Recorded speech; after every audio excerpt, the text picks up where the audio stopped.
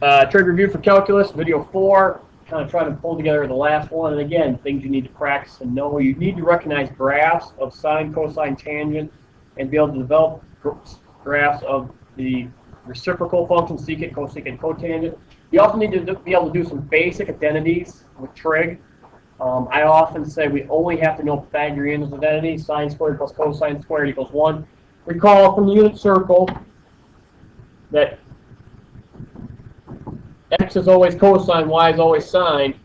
So this quickly becomes this triangle, which again, if you apply Pythagorean theorem, becomes the identity. Sine squared plus cosine squared equals 1.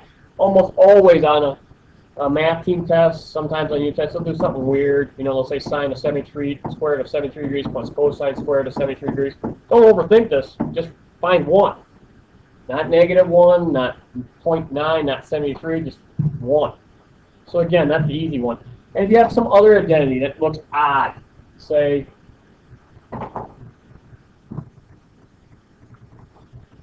1 plus cotangent squared theta. And it's multiple choice. And say it's a bunch of square numbers. You look at this and it's like, well, what's that equivalent to? Well, all others can be developed here in purple. So I need to get a 1 and a cotangent. Well, you got to remember cotangent 1 over tangent. Tangent sine over cosine. So this is cosine over sine. So again, you just divide by either sine squared or cosine squared, what we always talk about. So what if I divide everything by sine squared theta on all terms? If I do that, I get sine squared over sine, 1. Cosine squared plus over sine squared, which we know is cotangent squared theta, and we equals 1 over sine squared, which is cosecant squared. So the answer to this one, your multiple choice, oh yeah, this is equivalent to cosecant squared theta. And again, it's from memorizing this and developing this. So we could do other ones. Say that you had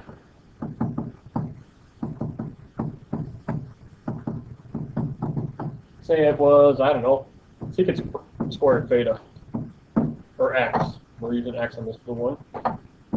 Well, you got to recognize that as 1 over cosine squared theta. Well, let's divide by cosine squared x on every term. Sine over cosine, tangent squared x, plus 1 equals.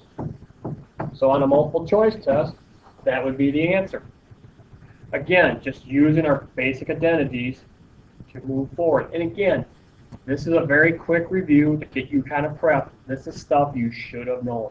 Now, one trick here, if they have these multiple choice answers, and you can't remember, and it says secant squared x, and we know the answer is 1 plus tangent squared x, right? We could just plug in a value for x in radians. Maybe we plug in 2 for rads. And again, make sure it's in rads. And never use 1 or 0. They are special. But you can plug 2 into this and then plug 2 in this and make sure the values come out the same. And they do, you know. But again, it's just something you can do to check. So you can check the multiple choice. When you put that in, it will work in your calculator. Likewise, for the addition and subtraction formulas for sine and cosine. And again, you can do this by simply using values and double checking with your calculator that you're getting the right values. These you should also know. So again, if they tell you what's the exact value and they want to do sine of, 30 plus 45, well, that's sine of 75. So you can type this in your calculator and get a decimal equivalent. You can check it against the other values decimally in the multiple choice section. Sine 75 on your calculator, just make sure you can do it, is 0.9659. That is the ratio. So all you got to do is just mathematically do A, B, C, D, E, and you can make sure it's 0.9659. One's going to match 4 or not. Finally, solving some trig identities before we get into graphs. We can put a problem on the board. Problem like this, following from 0 to 2 pi's and rads, sine theta tangent theta equals sine theta. I'll say solve. Remember, you can't divide by sine theta. It's like dividing by 0. You have to always get everything to one side, and 0 is your friend, and factor. It is always factoring, guys. And this is why the unit circle is important, because you get here and you say, A times B equals 0. So either A is 0 or B is 0. And again, this here, the black, I should do it in black, is a unit circle problem because it's 0 for sine or cosine. So I quickly think of my unit circle, and I think of my 4 points. And where is y, because it's sine, 0? Well, it's 0 at 0 degrees and 180, here and here. So, well, and I suppose I should use some rads. So 0 rads, no symbol, and pi rads. So there's 2 of your answers. The other one here is tangent of 1. So you bring that over, as you solve. This becomes a problem on knowing that this is a 45-degree triangle, so tangent's positive in the first quadrant and the fourth quadrant. Our reference angle is 45 degrees here, because this is simply a 1, 1 square root of 2 in this 2. And that is, when you take the tangent of 1 over 1, it's 1. So now, again, you might have to make a conversion. I'm fast at this, lots of practice. It's pi over 4. So one answer is pi over 4. This reference angle is also pi over 4. So we know 180 is pi, so pi plus pi over 4. How about pi over 4? There are 4 answers. And again, you can check with your calculator, and you can work it. Last thing you have to be familiar with, your sine and cosine graphs.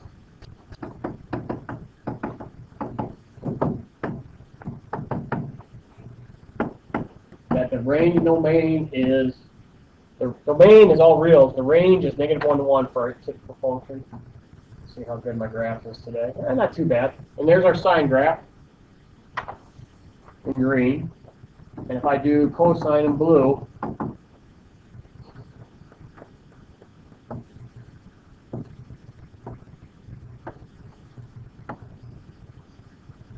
there's cosine. And again, these should seem familiar. Again, can't be teaching you. And we remember that we can do the normal shifting, just like all our other graphs. We can shift it up, we can shift it down. I'll do an example on the green curve on sine. Let's do y equals 2 plus 3 sine. And we'll just give it a period change. We'll go 2x.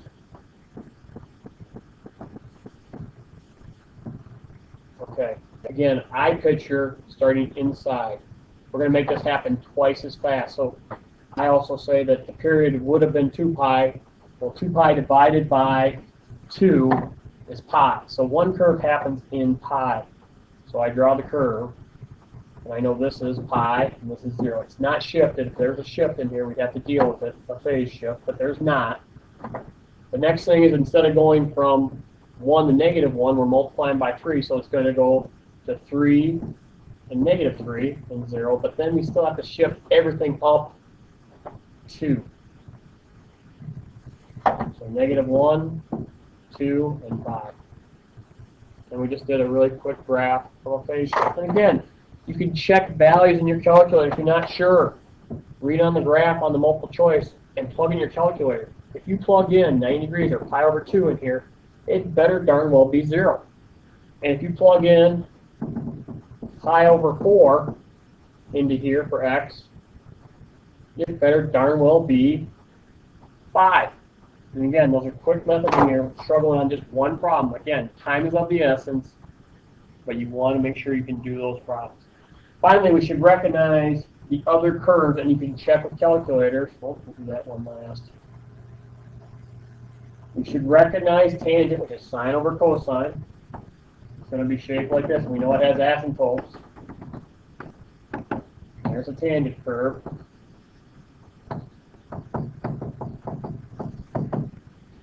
And cotangent, we know, is just the other way. And the asymptotes change. So we know that because where it was 0, it was that. So again, going up to the right is tangent, going down to the right is cotangent.